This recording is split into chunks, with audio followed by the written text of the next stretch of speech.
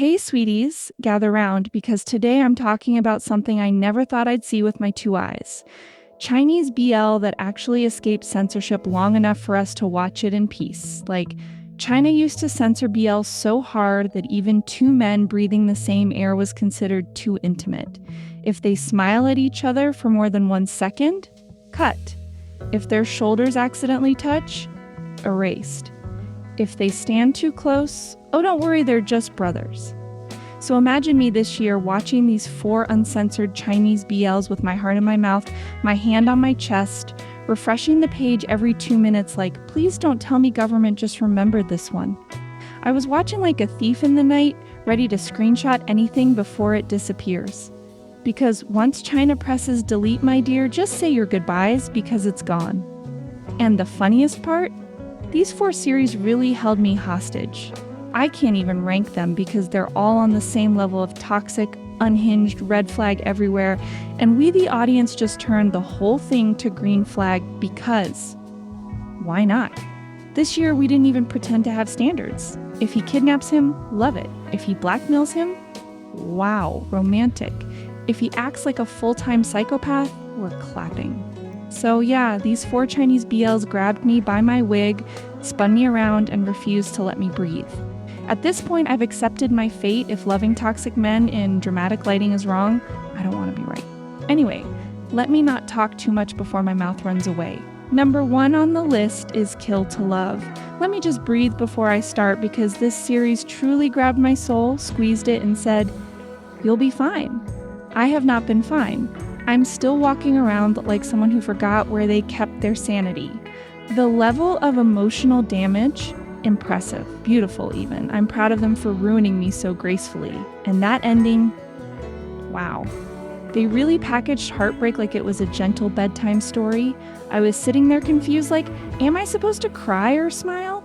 They said the couple would live in seclusion, and I, in my innocent optimism, thought we were getting a peaceful domestic forest life. 2 men making tea, taking walks, holding hands, minding their business. But no, we were scammed, tricked, bamboozled. The pain was simply wearing a pretty outfit. Before I even get into the characters, can we talk about how this era drama came out of nowhere and grabbed me? I honestly thought we were going to get something soft and censored, you know, untamed style. Stares, touches, vibes. But no, these people said we're not afraid of anyone, and they delivered kisses. Real kisses. Multiple kisses. I wasn't prepared. I was sitting on my bed questioning reality. And the chemistry? Please. They were looking at each other like they signed a contract to ruin my peace.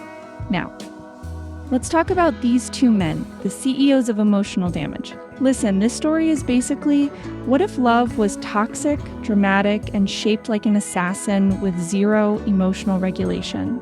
Shu He is this soft, sweet prince who deserves flowers, hugs, and maybe a nap. Instead, he gets paired with Duan Zuhang, a man whose love language is war crimes.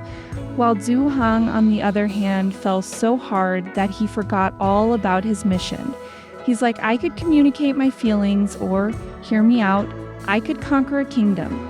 Meanwhile, Shu He is just trying to survive being adored by someone who loves like a natural disaster. That's not boyfriend energy. That's a Category 5 hurricane with abs energy. Their relationship is basically, I love you so much I'll destroy everything, versus I loved you, but now I need an emotional support palace.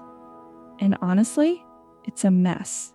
A beautiful, painful, dramatic BL mess that has no business being this addictive. But the chemistry, my God. Every stare, every moment they were close, every time Zuang grabbed Shuhan, like he couldn't breathe without him. Even I almost had to pause the episode to recover.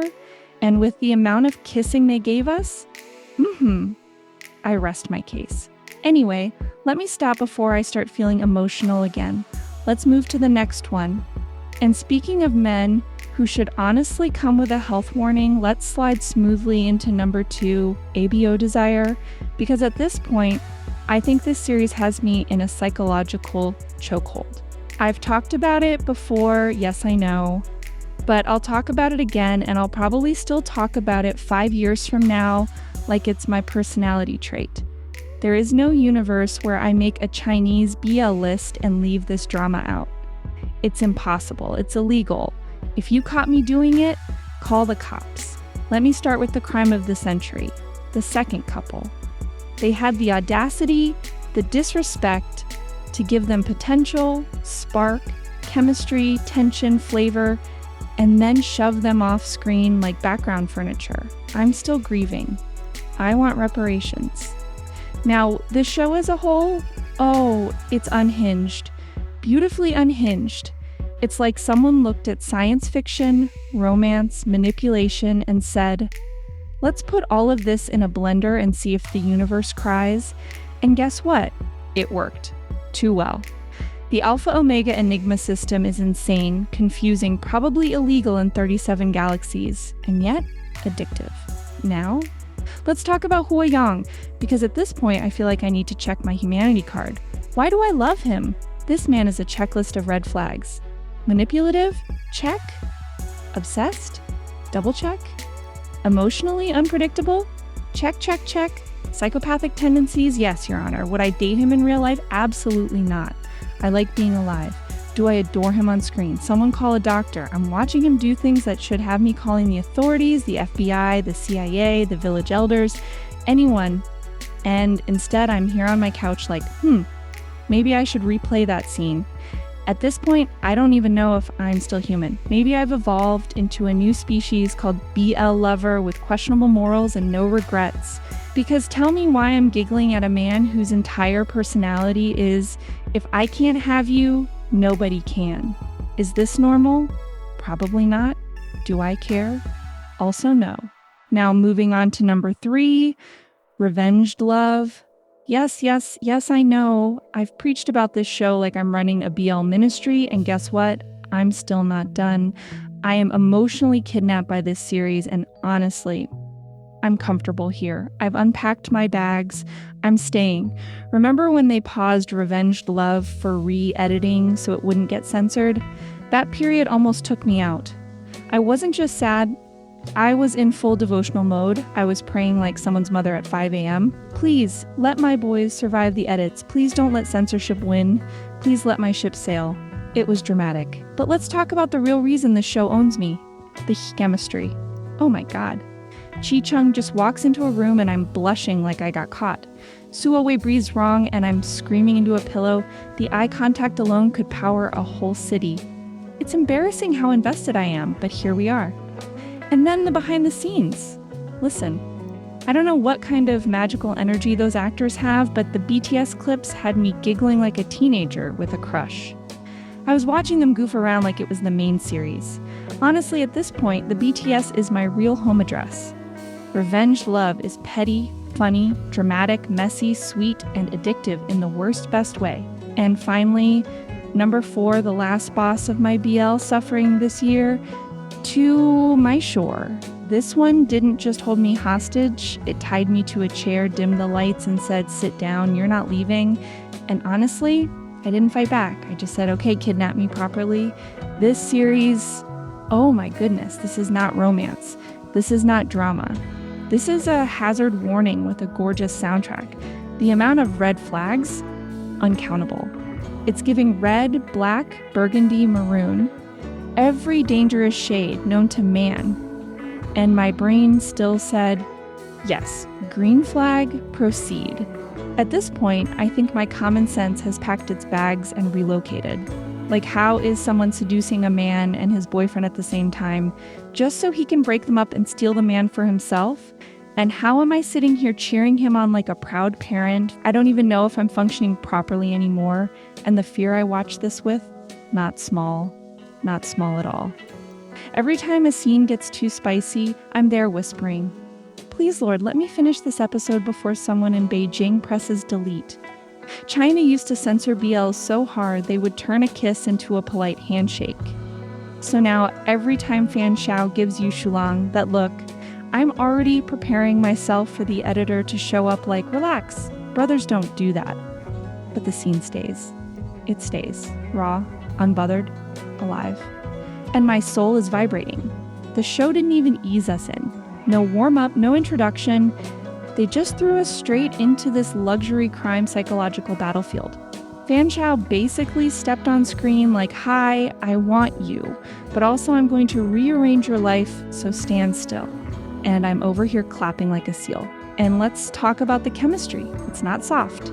It's not gentle. It's the type of chemistry where they don't even touch, but the air is over there hyperventilating. Every stare feels like a legal contract. And that cigarette scene? That wasn't a scene. That was trespassing into a private moment. Yu Shulang is trying so hard to be sensible, you can literally see his brain saying, "No," while the rest of his soul whispers, "But maybe yes, and let me just drag him for a second." Because I caught him.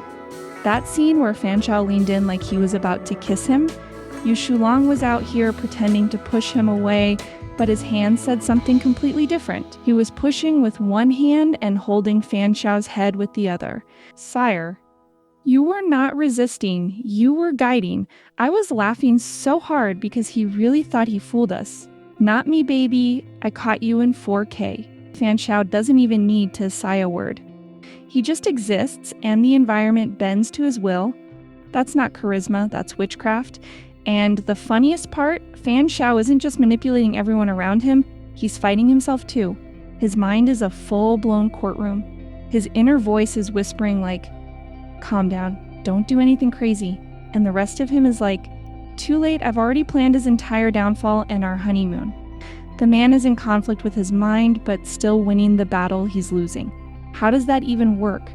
Fan Chao is basically the final evolution of every toxic BL man we've loved. Take Chi Chung's intensity, add Hua Yong's unhinged genius calculation and manipulation, sprinkle in Duan Zhuang's obsession.